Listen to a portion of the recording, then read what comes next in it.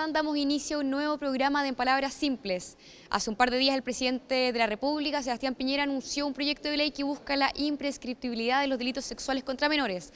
Ese es el tema que nos convoca hoy en día, pero antes los invito a ver el siguiente material que hemos preparado para ustedes. La prescripción reside en la seguridad jurídica, es decir, que no se pueda perseguir a alguien por hechos cometidos mucho tiempo antes. El Código Civil la define como un modo de adquirir las cosas ajenas por haberlas poseído o de extinguir las acciones y derechos ajenos por no haber ejercido esas acciones y derechos en un plazo de tiempo determinado. En materia penal, la prescripción consiste en la imposibilidad de ejercer una acción judicial ante cierta persona porque ya transcurrió el plazo para hacerlo. El Código Penal establece un plazo determinado de prescripción según los tipos de delitos. Los crímenes con pena de presidio, reclusión o relegación perpetuos prescriben en 15 años. Los demás crímenes en 10 años. Los simples delitos prescriben en 5 años y las faltas en 6 meses. Bueno, en esta oportunidad para hablar de este tema que se ha tomado tanto en la agenda legislativa, ejecutiva y judicial, nos encontramos con el juez del Cuarto Tribunal Oral en lo Penal, el magistrado Mauricio Lave. ¿Cómo está, magistrado? Muy bien, muchas gracias por invitarme. Y también con nuestro periodista del canal del Poder Judicial, René Arriagada. René, ¿cómo estás? ¿Cómo estás, Daniela? ¿Cómo está, magistrado? Muy bien, gracias. Para meternos de lleno ya sobre la temática que vamos a conversar el día de hoy, consultarle por la figura, por lo más básico, ¿qué es la prescripción? ¿Qué significa la prescripción? Porque hay varias figuras, por ejemplo, hemos tratado acá el sobreseimiento, pero en particular, ¿qué vendría a ser la prescripción de un delito?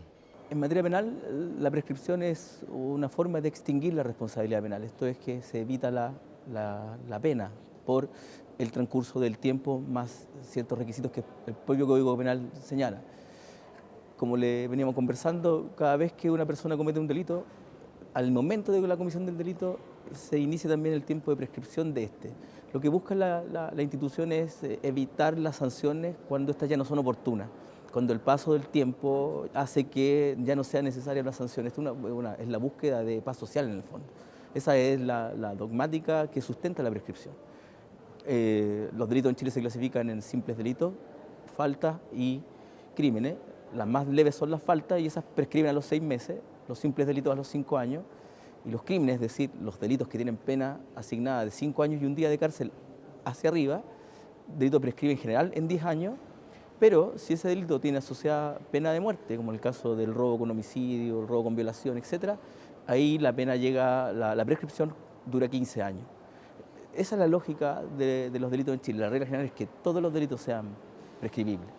Pasado ese tiempo ya es irreversible cualquier tipo de acción. O sea, yo me doy cuenta que ocurrió esto, lo quiero denunciar después. Claro. Lo que pasa es que cuando se comete un delito y se inició la persecución penal, se interrumpe la prescripción y dejamos que el Estado con sus organismos investiguen. Pero si usted nunca investigó, etcétera, pasado ese tiempo, usted hace la denuncia y el fiscal tiene la obligación de decirle, sabe que esto está prescrito y solicitar la facultad de no iniciar investigación. Según nuestra legislación a la fecha, todos los delitos tienen el carácter de prescripción, excepto los de crímenes de lesa humanidad. ¿Cuál es la justificación que se utiliza? La justificación es que vivimos, por fortuna, en la cultura de los derechos humanos y todo el desarrollo jurisprudencial de los sistemas de derechos humanos, en especial de la Corte Interamericana, hacen que los delitos de lesa humanidad, esto es, aquellos que se han cometido contra una categoría de personas, como nos sucedió en Chile, con aquellos perseguidos por la dictadura militar por ser opositores políticos, esa categoría de personas, esos delitos por la gravedad no prescriben.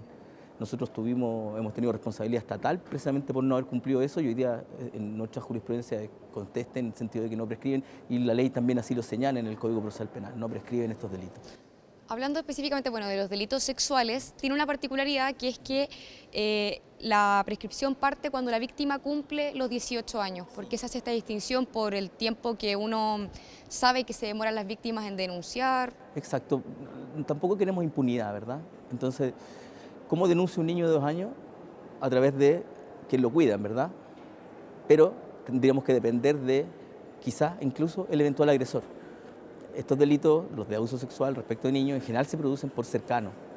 Y a veces la familia silencia, o a veces el propio agresor es quien tendría la obligación de denunciar, etc. Entonces, el legislador chileno hace algún tiempo atrás modificó el plazo, desde cuándo se cuenta el plazo de prescripción, y en estos delitos, el plazo respecto de la víctima empieza a correr desde que ésta cumple 18 años. Se hizo con el objeto de permitirle a las personas que muchas veces guardan mucho silencio respecto de sus propias agresiones por la dinámica en que se producen estos delitos, poder, ya estando adultos, poder denunciar.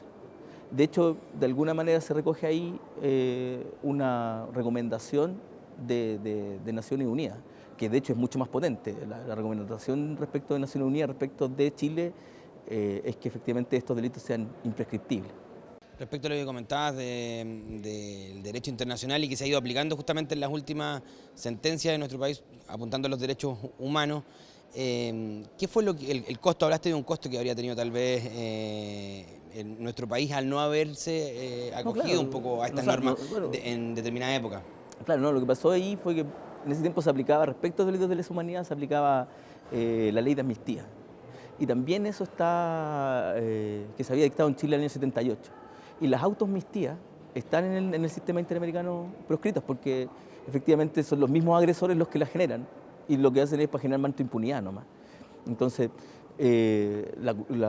son considerados delitos de lesa humanidad, no prescriben y así lo señala hoy día nuestro Código Procesal Penal. Digamos. Hoy día no hay ninguna posibilidad que nosotros dictemos sobreseimientos definitivos o prescripciones por este delito.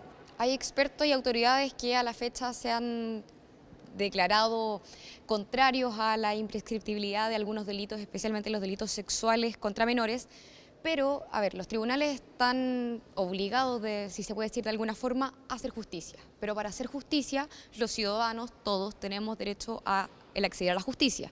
Y para acceder a la justicia tenemos que tener el derecho de poder denunciar. ¿Cómo se explica entonces que los argumentos, cuáles son los argumentos básicamente para no estar de acuerdo? Los argumentos que yo he escuchado, a mí también me parecen que tienen una cierta razonabilidad, digamos, en el sentido de que esta es mi especialidad, yo llevo 15 años juego oral más o menos, entonces sabemos lo difícil que es probar en juicio delitos que se han cometido que en general no dejan huella, las personas no andan abusando de niños delante de todo, entonces no contamos muchas veces con... Y el tiempo es vital en este tipo de delitos además. No contamos con rastros biológicos, contamos con relatos más o menos precarios de niños de 3 o 4 años que apenas están verbalizando lo que les pasa, entonces es una dificultad. Entonces la pregunta que nos hacemos es, si nos cuesta en esta etapa, ¿cómo vamos a hacer cuando el niño a los 30, 40 años decide contar?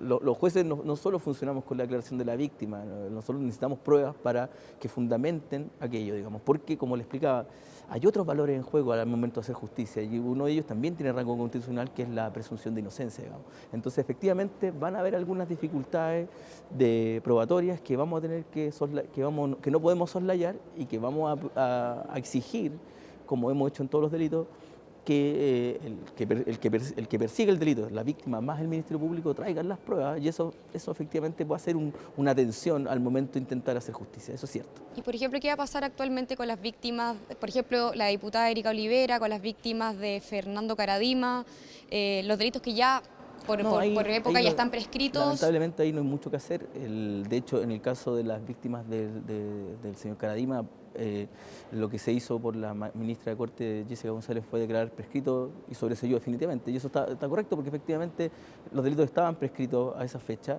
y en la propia Constitución la que impide la irretroactividad de la ley penal como una garantía de los ciudadanos. Los ciudadanos tienen derecho a saber exactamente lo que pueden o no pueden hacer y cuáles son las sanciones que se arriesgan al momento de quebrantar la ley penal.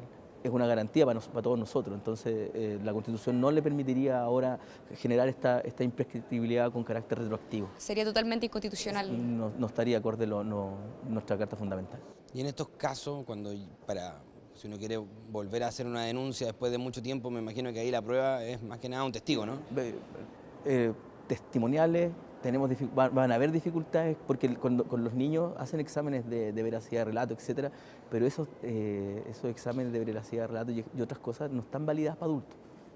Entonces vamos a tener dificultad respecto de las pruebas. Eso va a ser muy, muy complejo. En el caso de, ya casi llegando al final, no sé si René tiene más preguntas, en el caso de que se apruebe este proyecto de ley, ¿el mayor trabajo sería para el Ministerio Público? Exacto, va a ser para el Ministerio Público porque efectivamente vamos a tener dificultades probatorias. Los jueces, si no cambia el estándar de convicción, es uno solo, convicción más allá de toda duda razonable. Entonces, para eso nosotros necesitamos que lleguen las pruebas al juicio que permitan generar ese nivel de convicción que es alto, pero que es razonable en un Estado democrático de derecho, porque finalmente de lo que se trata es de la posibilidad de privar de la libertad a un ciudadano. que se le presume inocente. Entonces, nosotros no podemos bajar el estándar de convicción por las dificultades probatorias. Bueno, dudas que son sobre un tema que es bastante incipiente y que seguramente van a seguir surgiendo con estas tareas para el Ministerio Público por estas pruebas que van a tener que comenzar a analizarse muy prontamente. De hecho, si usted lo mira, antes de despedirnos, la propia presidenta de la Asociación Nacional de Fiscales, Trinidad Steiner, lo señaló cuando se le entrevistó. Vamos a tener dificultades probatorias y el llamado es a que todos nos pongamos a mejorar el estándar de investigación para poder obtener justicia. Bueno, magistrado, un tema que sin duda podríamos seguir conversando, sobre todo porque se ha tomado la agenda de los 3 poderes del Estado, así que le agradezco por haber participado en nuestro programa. Gracias a ustedes por invitarme. René, también me despido de ti. Me despido, Daniela, me despido de usted, magistrado. Muchas gracias por estar con nosotros durante esta jornada, este programa en Palabras Simples. Ya sabe que todos los contenidos del Poder Judicial están disponibles, al igual que nuestros programas y todos nuestros noticieros en poderjudicialtv.cl. Que estén muy bien.